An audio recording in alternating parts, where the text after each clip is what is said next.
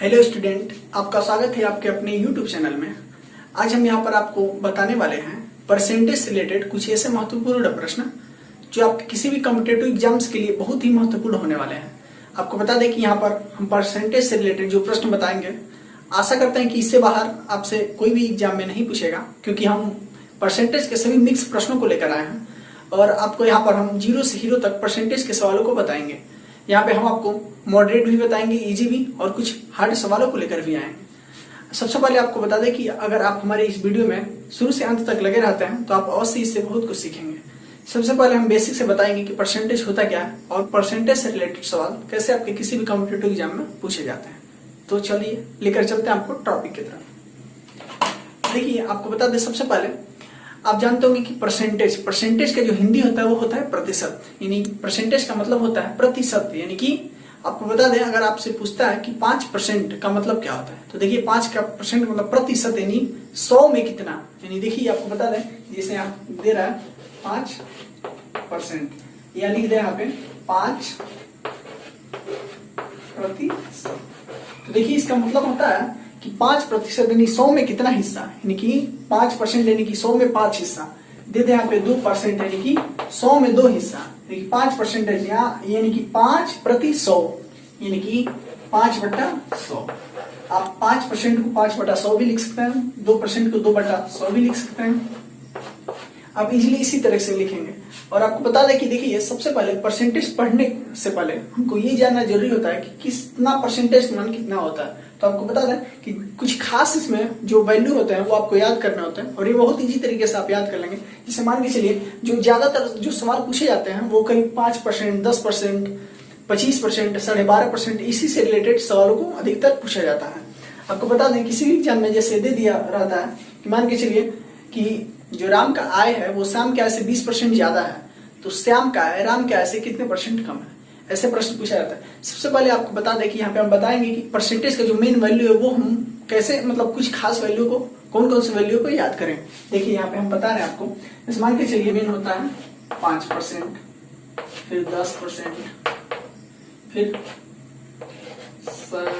12%, यहाँ पे 15%, फिर 20%, 25%, और ऐसे ही कुछ खास होते हैं। तो देखिए आपको बता दें कि कुछ खास वैल्यू जो होते हैं 5%, तो 5% का क्या करेंगे, यहाँ पे लिखेंगे 5/100। तो इसका जो वैल्यू आएगा आपका होगा 1/20। यानी कि कोई कहे कि आपका जो धन है, मान के चलिए टोटल धन में आपका जो धन है वो है 5%। यानी कि आपके कोई धन है, बोल दे कि इस धन में आपका हिस्सा 5% है। 5% का मतलब यानी कि 5/100, यानी कि 100 में 5, यानी कि उसको हम सबसे शॉर्ट यानी कि छोटा में करेंगे तो वो होगा आपका 20 में 1 वैल्यू। यानी कि आपका बोल दे, मान लीजिए 100 रुपया है, 100 रुपये बोल दे आपका इसमें हिस्सा 5% है, तो 100 रुपये में 5%, यानी कि आपका उसमें 100 रुपये में बात करें तो आपका 100 रुपये में 5 रुपया होगा। अगर 20 रुपये में बात करें तो आपका 1 रुपया होगा। तो अगर रेशियो की तरह से अगर हम देखें सबसे छोटे वैल्यू में, तो आपका 20 रुपये में 1 रुपया, यानी कि 1/20, ये इजी हो जाएगा। तो ऐसे ही क्या करेंगे, इसको भी शॉर्ट तरीके से सबसे छोटे वैल्यू में हम रखेंगे, तो 10% का होगा आपका 10/100। तो इसको हम लिख सकते हैं 1/10, यानी कि 10 में 1वां हिस्सा, यानी 10 में 1वां हिस्सा, और 20 में 1वां हिस्सा, यानी कि 100 में 5वां हिस्सा, या 100 में 10वां हिस्सा। ऐसे 12% का हम लिखेंगे। तो देखिए 12 दूना 24, 12 दूना 24, 1 25, 25/200, यानी कि 25/200 का मतलब हुआ आपका 1/8। आप ऐसे लिख लेंगे, इसका 25/200 का मतलब होगा 25/200, इसका मतलब 1/8 काटेंगे तो 1/8 आ जाएगा। इसलिए आप इसको 15% को लिख सकते हैं। देखिए 15/100, तो 15% का आप करेंगे 3/20, यानी कि इसका जो वैल्यू होगा 3/20। ऐसे 20% का 1/5 होगा, यहाँ पे 25% का 1/4 होगा। देखिए इसमें कुछ खास वैल्यू और है जो इसमें पूछा जाता है। आपको बता दें, जैसे मान के यहाँ पे दे देता है 11 से 1/9% का, तो इसका जो वैल्यू है ये पूछा गया 1199 100, यानी 100/9, यानी इसका जो वैल्यू होता है 1/9 होता है। देखिए इसमें एक और होता है जो होता है आपका 9 सही 1/11 का, 1199 100/11, तो इसका जो वैल्यू होता है इसका होता है आपका 1/11। ऐसे ही खास वैल्यू है जो अगर आप याद करते हैं, ऐसे ही कुछ खास वैल्यू को जो आप याद करते हैं तो आपके किसी भी कंपटीशन एग्जाम्स के लिए बहुत महत्वपूर्ण ये होगा। क्योंकि आपको बता दें कि बहुत सारे सवाल जो ऐसे पूछे जाते हैं, आपको पूछ दिया जाए, जैसे मान के चलिए हम बोले एग्जाम्पल में कि देखिए राम का आय श्याम की आय से 25% ज्यादा है, राम का आय श्याम के आय से 25% ज्यादा है। तो देखिए यहाँ पे बोर्ड पे हम प्रश्न वो लिख रहे हैं, देखिए कितना इजी तरीके से सॉल्व करेंगे। देखिए राम का आय श्याम के आय से 25% ज्यादा है, यानी कि देखिए सबसे पहले हम इसको मिटा रहे हैं थोड़ा। देखिए इतने जगह हम बता दें, देखिए यहाँ बोला राम का आय जो है वो श्याम के आय से 25% ज्यादा है। देखिए ये राम है, ये श्याम है। राम का आय जो है श्याम के आय से 25% ज्यादा है। तो देखिए 25% मैंने मान आपको बताया है कि 25% मतलब 1/4, लेकिन राम का जो आय श्याम के आय से 25% ज्यादा है। 25% का मतलब यानी कि श्याम का आय जो है वो 4 है और राम का 1 है, यानी कि 25% यही ना है, यानी कि 4 में 1 हिस्सा, तो 25% ज्यादा। तो देखिए आप ऐसे ही इजिली लिख सकते हैं, राम की आय श्याम के आय से 25% ज्यादा, यानी कि श्याम का आय 4 है तो राम का आय 5 है, यानी कि 4 का जो 25% होगा 1 होगा, 4 का 25% एक ही ना होगा, क्योंकि 4 का 25/100 करे तो 1/4, 4 से 4 कटेगा 1 होगा। तो 4 बोला श्याम से 25% ज्यादा है, तो श्याम का जो 25% होगा 1 होगा, यानी कि 4 से 1 ज्यादा, यानी कि 5 है। और बोल रहा है कि राम का आय जो है श्याम से 25% ज्यादा है, और उसमें बताइए कि श्याम का आय राम के आय से कितने % कम है। तो देखिए यहाँ पे श्याम का आय 4 हो जाएगा और राम का आय 5 हो जाएगा। अब बोला श्याम का आय जो है राम के आय से कितने % कम है। तो देखिए इजिली हम देख रहे हैं कि राम का आय 5 है और श्याम का आय 4 है, तो 5 4 से 1 ज्यादा है, यानी कि और देखेंगे कि कम कितना है ये श्याम का राम से। तो देखिए 1 कम दिख रहा है, यानी 1 कम है। देखिए 1 कम और कितने पे कम है, 1 कम है आपका 5 पे, यानी कि श्याम का 1 कम है 5 पे, 1/5 और गुणे 100। परसेंटेज में बताना है कितना % कम है, तो इसको काटेंगे तो हो जाएगा 20%। देखिए यानी कि राम का आय श्याम से 25% ज्यादा है, श्याम का आय राम के 20% से ज्यादा। आप कहेंगे कि 20% ज्यादा है उसका 25% कैसे हो सकता है। देखिए जिसका हम कंपेयर करते हैं, जिससे कंपेयर करेंगे उस पे वो मान निकालेंगे, समझ रहे ना। जैसे यहाँ पे राम से कंपेयर किए हैं श्याम को, तो राम से मान निकालेंगे, और यहाँ पे श्याम को कंपेयर किए हैं राम से, तो श्याम से मान निकालेंगे। आपको इसी तरह हम बता रहे हैं, देखिए इसका कुछ शॉर्ट मतलब तरीका है, अगर आप ऐसे याद रखेंगे तो किसी भी कॉम्पिटेटिव एग्जाम्स के लिए बहुत ही महत्वपूर्ण होगा। ये नॉलेज हर जगह काम आएगी, बहुत ज्यादा काम आएगी। देखिए आपको बता दें कि राम का आय श्याम से 50% ज्यादा है, तो श्याम का राम से कितना % ज्यादा है। तो देखिए राम का आय श्याम से 50% ज्यादा है, राम का जो आय है श्याम से 50% ज्यादा, यानी कि इजिली दिख रहा है कि श्याम का आय 2 है और राम का आय 3 है, कि 50% ज्यादा, यानी कि 2 का हिस्सा जो होगा वो 1 होगा 50%, तभी ना 3, यानी कि इसका 150% हो जाएगा। यानी कि राम का आय जो श्याम के 50% ज्यादा, यानी कि श्याम का तो 100% है ही, उससे 50% ज्यादा, यानी कि 150% है, 2 का 3। अब पूछ रहा है श्याम का आय राम के आय से कितने % कम है। तो देखिए श्याम का आय और राम के आय से कितने % कम है, तो 1 कम है, और 1/3 ना, 1/3 गुणे 100, तो इसका जो आएगा 35 से 1/3%। आप लोग थोड़ा बहुत तो समझे ही होंगे, अगर नहीं समझे तो फिर देखिए आगे हम आपको बता रहे हैं। पहले सबसे पहले इसको मिटा दें, फिर आपको बताते हैं। देखिए यहाँ पे सबसे पहले हम आपको बता दें कि परसेंटेज मतलब क्या होता है, यानी कि परसेंटेज का टोटल मान क्या होता है।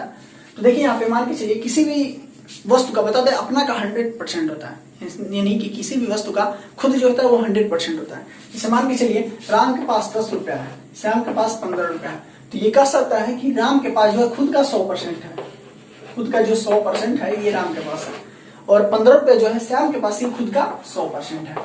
तो देखिए अगर इसका हम कंपेयर करें इससे, यानी कि बोलेगा कि राम का जो आय है वो श्याम से कितना % कम है। यहाँ पे राम श्याम लिख रहे हैं, राम का आय जो श्याम के इससे कितना % कम, कंपेयर करें इससे, तो इससे कितना % कम है। तो इजिली आप देखेंगे कि 10 जो है वो 15 से कितना % कम है, तो 10 15 से 5 कम है, यानी कि 5/15 पूरे 100। इसको इससे कंपेयर करके निकाल लेंगे कि इसका कितना % कम में आ रहा है। ठीक है, अगर इसको देखेंगे राम से कितना % ज्यादा है श्याम का, तो इससे कंपेयर करें कितना ज्यादा है, 5 ज्यादा है किससे, 10 से। देखिए 5/10 गुणे 100, इसका जो निकलेगा वो हम यहाँ पे निकालेंगे, यानी कि 5 दिशा में, यानी कि आपका होगा 5/100 गुणे 100, 100 से कटेगा यानी 5, 50% यहाँ पर होगा। ऐसे देख लेंगे इसी तरीके से, ऐसे दिख रहा है, यानी कि 5/100, 5/10, 5 गुणे 10, हाँ 50% आ जाएगा, 5/10 रहेगा, सॉरी। ठीक है, तो ऐसे हम देख लेंगे। तो आपको बता दें, मान के चलिए इसमें सवाल कई तरीके से दे रहा है। देखिए हम आपको बताते हैं आगे सवाल। देखिए मान लीजिए यहाँ पे आपका प्रश्न दे रहा है, देखिए यहाँ पे आपके बोर्ड पे प्रश्न है। देखिए आपका प्रश्न दिया कि राम की आय मासिक, यानी कि राम की मासिक आय 6000 रुपए। तो देखिए हम लिखते जा रहे हैं, नहीं तो हम भूल जाएंगे, क्वेश्चन बना के बोल रहे हैं। देखिए राम की मासिक आय जो है 6000 रुपए। राम की आय, देखिए, और इसी में दे रहा है फिर कि राम की मासिक आय 6000 है, और दे रहा है कि राम का छोटा भाई यानी कि श्याम की मासिक आय जो है वो राम के आय से 20% ज्यादा है।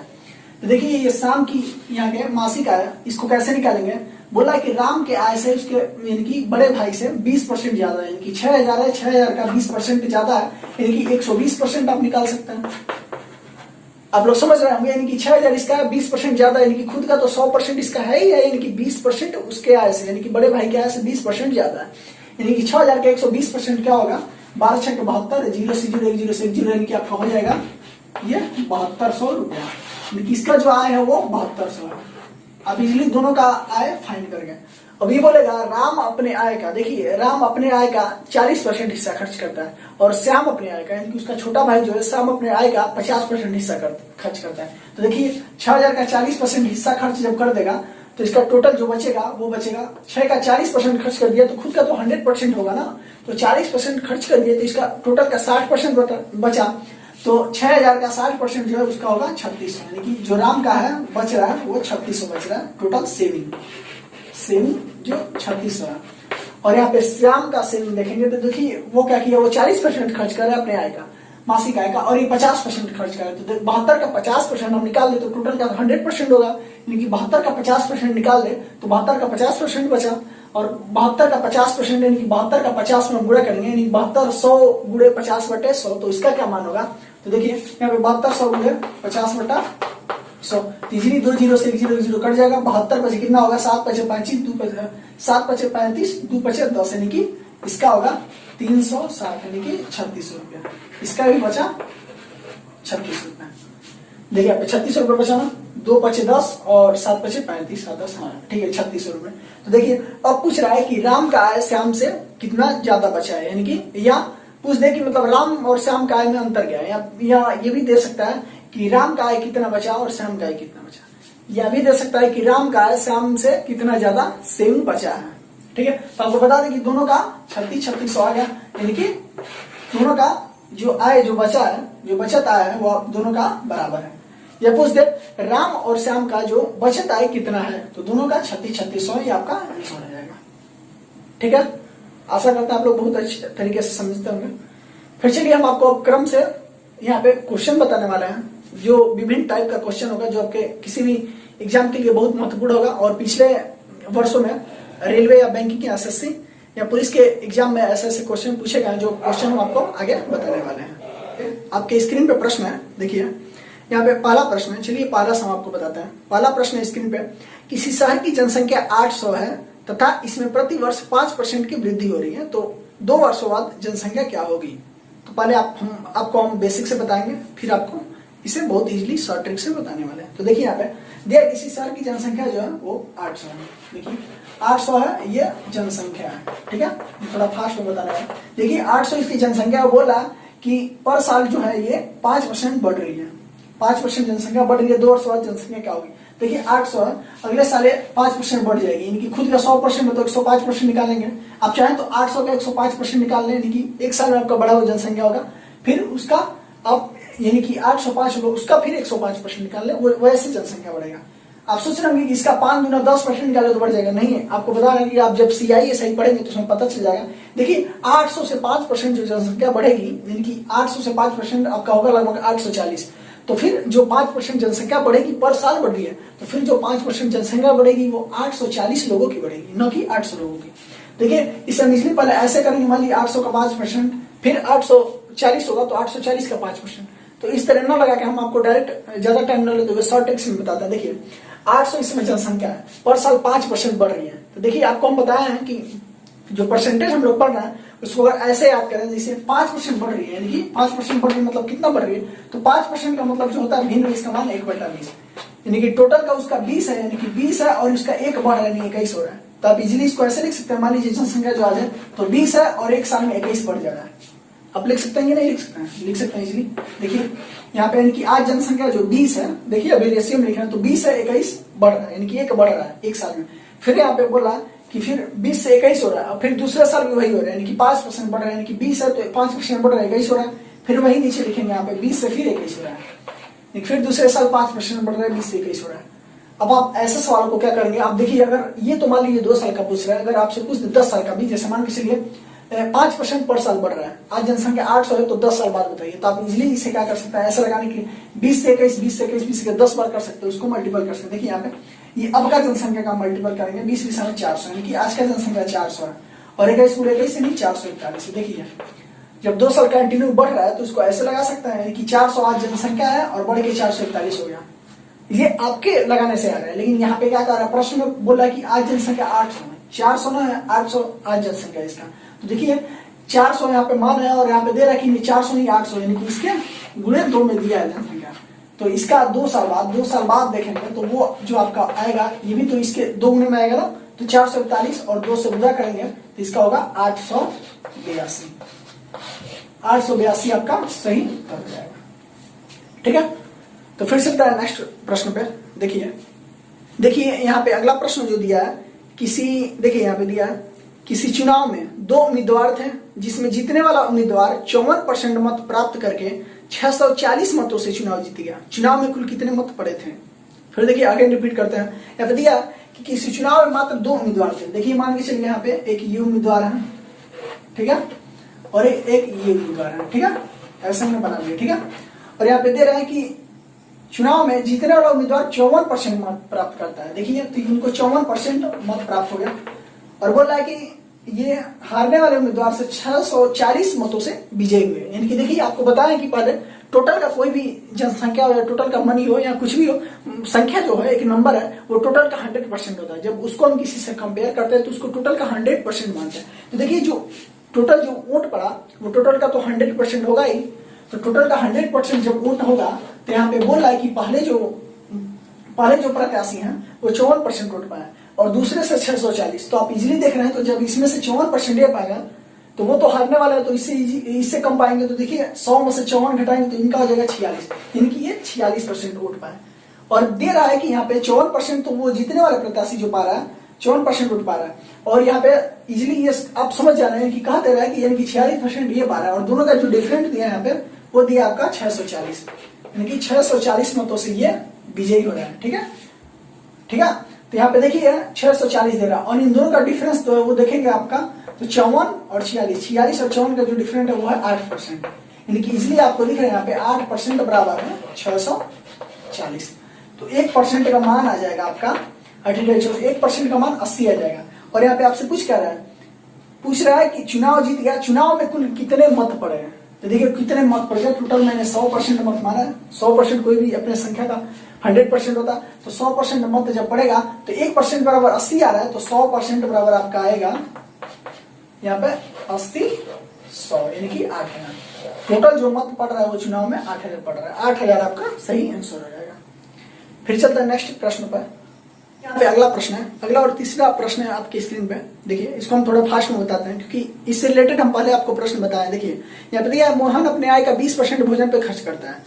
देखिए डायरेक्ट लिख रहे हैं 20% जो है वो भोजन पे, ठीक है। और ये बोल रहा है आगे फिर कि 30% वस्त्र पे, देखिए 30% जो है वस्त्र पे खर्च कर रहा है, ठीक है।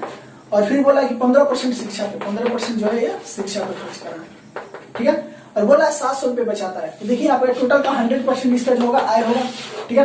100% में 20% भोजन पे खर्च कर रहा है, 30% वस्त्र पे और 15% शिक्षा पे।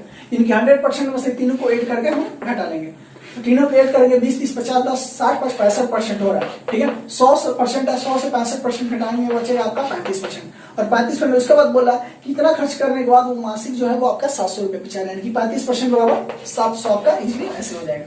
देखिए 700 बचा रहा है, इसका 35% का मान दिया, तो 1% का आपका मान जो होगा वो आपका 20 होगा, यानी कि 100% का मान यहाँ पे आगे पूछा होगा उसकी मासिक का, यानी कि मासिक का 100% मान है तो 100% का मान होगा आपका 20 गुणे 100, यानी कि 2000। 2000 इसका जो है वो सही आंसर हो जाएगा। फिर चलते हैं नेक्स्ट प्रश्न पे। अगला और चौथा प्रश्न है आपकी स्क्रीन पे। देखिए यहाँ पे दिया है एक परीक्षा में 1000 लड़के और 800 लड़कियां शामिल होती हैं। यदि 60% लड़के तथा 50% लड़कियां उत्तीर्ण होती हैं तो अनुत्तीर्ण या असफल छात्रों का परसेंटेज ज्ञात करें। तो देखिए यहाँ पे दिया एक परीक्षा में 1000 लड़के और 800 लड़कियां होती हैं। देखिए यहाँ पे जो बॉय है परीक्षा में, यहाँ पे दिख रहा है, ठीक है, बॉय जो परीक्षा है और जो गर्ल है, ये परीक्षा में 1000 आपके बॉय हैं और 800 लड़कियां हैं, ठीक है। और यहाँ पे दे रहा है कि यदि 60% लड़के तथा 50% लड़कियां उत्तीर्ण होती है। तो देखिए सबसे पहले हम उत्तीर्ण होने वाले लड़कियों और लड़कों की संख्या ऐड करेंगे। तो देखिए 60% लड़के यानी कि 1000 का 60% आपका 600 होगा, 600 आपका उत्तीर्ण हो गया यानी कि पास, ठीक है। और यहाँ पे दे रहा है कि 50% लड़कियां उत्तीर्ण होगी यानी कि 8 बचे यानी 40 यानी कि 400 ये पास लड़कियां होंगी, ठीक है। अब आगे बोला कि तो अनुत्तीर्ण या असफल छात्रों का परसेंटेज याद करें। तो देखिए ये मैंने सफल छात्रों का परसेंटेज याद कर ली, तो दोनों को ऐड कर लेंगे। दोनों को यहाँ पे आगे पूछ रहे कि अनुत्तीर्ण या असफल छात्रों का परसेंटेज यानी छात्रों का यानी कि लड़के और लड़कियों दोनों का। देखिए पहले सफल छात्रों का हम निकालेंगे तो 6,1000 यानी कि 1000 जो सफल छात्र है टोटल, और यहाँ पे दिया 1000 और 1800 यहाँ पे टोटल छात्र हैं। तो देखिए आपसे पूछ रहे असफल छात्रों का, देखिए 1800 से आपका 1000 जो है ये सफल हो गए, सफल है, और आपका जो बच रहे हैं वो 800 लड़के बच रहे हैं असफल, ठीक है। तो यहाँ पे पूछ रहा है कि अनुत्तीर्ण या असफल छात्रों का परसेंटेज ज्ञात करें। तो देखिए परसेंटेज पूछ रहा है ना, हाँ परसेंटेज ज्ञात करें। तो देखिए 800 यहाँ पे और टोटल 1800 में 800 लड़के फेल हो रहे हैं, तो इनका जो परसेंटेज क्या है 800 बट्टा 1800 गुणे 100, ठीक है।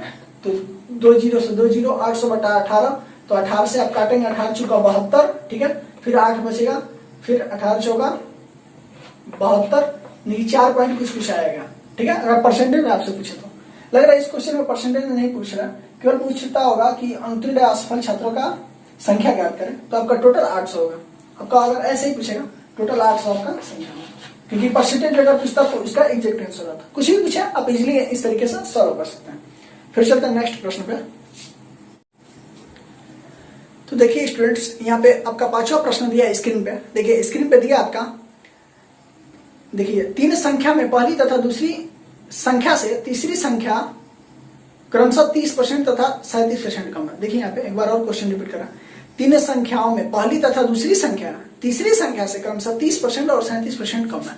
तो देखिए यहाँ पे पहली संख्या और दूसरी संख्या जो है 30% और 37% कम है। तो देखिए तीसरी संख्या को हम 100% मान सकते हैं, तीसरी संख्या को, ठीक है। तीसरी संख्या को 100% हम मान सकते हैं, ठीक है। तो यहाँ पे दे रहा है कि दूसरी और तीसरी संख्या जो है वो दूसरी और पहली संख्या है, यानी कि पहली और दूसरी संख्या 30% और 37% कम है। देखिए तीसरी संख्या 100% है और पहली संख्या और दूसरी संख्या 30% और 37% कम है। तो पहली संख्या 30% कम है, तो इसका जो होगा वो 70% होगा, ठीक है, ठीक है। और यहाँ पे हाँ संख्या में देखिए इसको परसेंटेज मान सकते हैं बिना परसेंटेज। देखिए संख्या दिया, ये परसेंटेज कम दिया ना, तो संख्या ही मान रहा है। देखिए यहाँ पे 100 मान लेंगे तो इसका 70 होगा, और जो दूसरी संख्या और तीसरी संख्या 37% कम है, तो इसका जो होगा इसका 63 होगा, ठीक है। ये दूसरी का, ठीक है, और ये तीसरी का जो संख्या, ठीक है।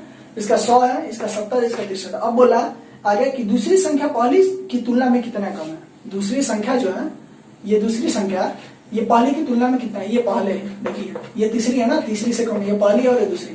तो दे रहा है कि दूसरी संख्या पहली की तुलना में कितना कम है, पहली की इससे कंपेयर करेंगे ये कितना कम है, कितना कम है 7 कम है, और 7 कम पहली की तुलना में, तो यानी कि कितना किससे कंपेयर करेंगे 7 से, 7 बटा 70 गुणे 100।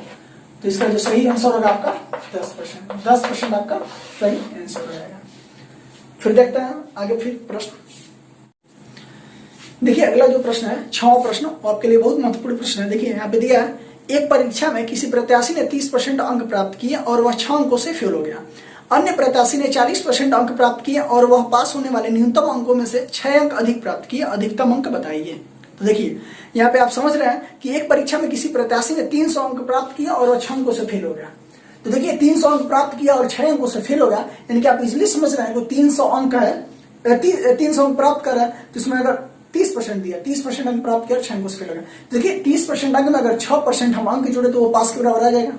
तो इजिली उसको पास करने के लिए क्या करेंगे, देखिए यहाँ पे एक परीक्षा में किसी प्रत्याशी ने 30% अंक प्राप्त किया और 6 अंकों से फेल हो गया। तो देखिए यहाँ पे 30% ऐसे लिख दें और इसमें 6 अंक जोड़ दें, 30% प्लस 6 अंक जोड़ दें, ठीक है, प्लस 6 अंक जोड़ दें यहाँ पे, तो इसका पासिंग हो जाएगा, ठीक है, क्योंकि आगे भी ऐसे उसको भी पासिंग के बराबर लाना पड़ेगा। देखिए और यहाँ पे दिया आगे, अन्य प्रत्याशी ने 40% अंक प्राप्त किए और पास होने वाले न्यूनतम 6 अंक अधिक प्राप्त किए। तो देखिए यहाँ पे 30% में पासिंग के बराबर लाने के लिए 6% जोड़ देंगे तो पासिंग के बराबर आ जाएगा, ठीक है। और जो 40% जो लड़का पाया है वो 6 अंक ज्यादा पाया है, तो क्या हम उसे इसको बराबर पासिंग करने के लिए 40% में से 6 अगर घटा लें तो इसके पासिंग के बराबर आ जाएगा ना, क्योंकि ये 6 अंक कम है तो 6 जोड़ रहा है, पासिंग के बराबर लाने के लिए 6 अंक ज्यादा है तो 6 घटा रहा है, तो इजिली इन दोनों का समीकरण बराबर हो जाएगा। अब इससे हम क्या करेंगे, टोटल अंक जो है वो उसका न्यूनतम निकाल लेंगे पासिंग मार्क्स। देखिए यहाँ पे 30% प्लस 6 है, 40% माइनस 6 है, तो ये 6 प्लस है, उस 6 को इधर माइनस में तो इधर लेके आएंगे प्लस हो जाएगा, यानी कि 6 और 6 12 जाएगा, 8 हो जाएगा, और ये जो माइनस प्लस में इधर जाएगा तो माइनस हो जाएगा, यानी 40 माइनस 30% यानी कि 10% आएगा। 10% का मान आपका 12 है, 10% का मान जो है ये 12 है। तो इसलिए आप क्या करेंगे, आगे पूछा है आपका, तो अधिकतम अंक है, अधिकतम अंक का मतलब यानी कि पूर्णांक उसका जो है वो कितना है, तो आप देखिए देख सकते हैं 10% बराबर 12, तो पूर्णांक टोटल का 100% होता है कोई भी चीज, इसी वजह से ना ये अंक हो पाया है। 30% में 40% में इतना कम तो इनका पासिंग होगा। देखिए 10% बराबर 12 है, तो 100% का जब मान निकालेंगे हम तो इसका हो जाएगा 120, यानी 120 इसका मार्क है, इसका सही उत्तर हो जाएगा, अधिकतम अंक इसका 120 है। फिर देखते हैं नेक्स्ट प्रश्न। देखिए यहाँ पे अगला प्रश्न दिया, बहुत ही बढ़िया प्रश्न दिया है। देखिए यहाँ पे दिया है कि किसी परीक्षा में बैठने वाले उम्मीदवारों में से 25% योग्यता प्राप्त नहीं कर सके और वह योग्यता प्राप्त करने वाले उम्मीदवारों की कुल संख्या केवल 450 थी। परीक्षा में बैठने वाले उम्मीदवारों की संख्या थी, यानी कि आपको बता दें कि ये बोल रहा है कि किसी परीक्षा में उम्मीदवार बैठ रहे हैं और इसमें से 25% जो है उम्मीदवार वो योग्यता प्राप्त नहीं कर सके, और इसमें इसलिए दिख रहा है कि आपको यानी कि 75% योग्यता प्राप्त कर सके और प्राप्त कर लिए थे, और उन्हीं का जो मान दिया 450 है। तो देखिए इसमें दिया है कि उम्मीदवारों की कुल संख्या 450 थी जो योग्यता प्राप्त करने वाले थे। तो देखिए योग्यता प्राप्त करने वाले 450 थे, यानी कि 25% योग्यता प्राप्त नहीं किए, तो इजिली दिख रहा है कि 75% जो स्टूडेंट हैं, छात्र हैं, वो योग्यता प्राप्त कर लिए। तो देखिए ऐसे आप निकाल सकते हैं टोटल का मान, 75% जो प्राप्त किए योग्यता, उनका जो संख्या है 450 है। तो आप 100% का निकाल सकते हैं। तो देखिए 100% का निकालेंगे आप, तो 75% बराबर 450 है, तो आप क्या करेंगे 75 गुना 150 यानी कि 6 होगा, यानी 75 का 6 में गुणा करेंगे आपका, तो 1% का मान आ जाएगा आपका 6, 100% का मान 600।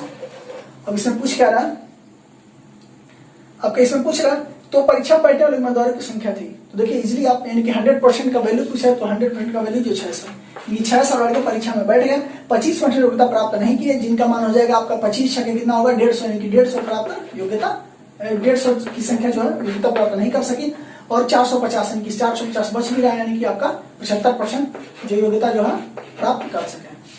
तो आपका सही उत्तर जो है वो 600 आपका टोटल पूर्णांक हो जाएगा। फिर चलते हैं नेक्स्ट प्रश्न पे।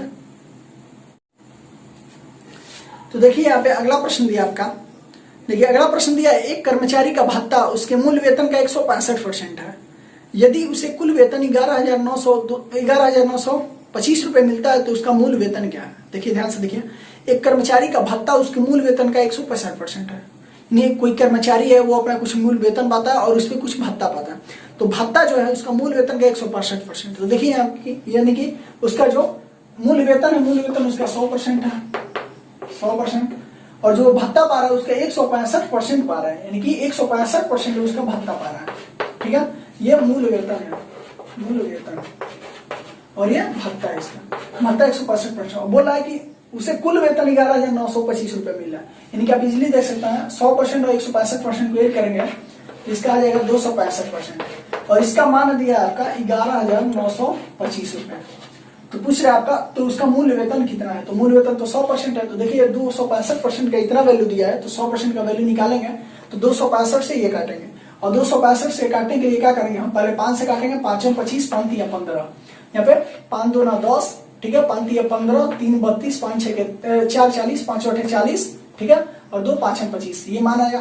फिर 53 से इसको काटेंगे, तो देखिए 53 से हम एक ही बार में काट रहे हैं, 53 कम 53, ठीक है, और 53 से काटेंगे तो 53 जो का होगा वो आपका 212 हो जाएगा, 212, और यहाँ पे बच गया आपका 2 6 5, और फिर 53 पचे काटेंगे, 53 पचे 265 आ जाएगा। ठीक है, तो अगर कितना बार में कटा है, तो 53 पचे यानी कि 265, ठीक है, 265, और 53 चौका आपका कितना कटा है, देखिए यहाँ पे देख रहे हैं 53 से इसलिए आप यहाँ से काट रहे हैं, देखिए इसको हटाइए, देखिए 53 से काट रहे हैं तो आपका 53 चौका कटेगा, ठीक है, 53 चौका 212 बचेगा, फिर आपका बचेगा 265, 53 बचे 45 है, 1% का मान 45 है आपका, तो 100% का मान आपका हो जाएगा 4500 आपका जो है वो सही आंसर हो जाएगा। देखिए देखते हैं,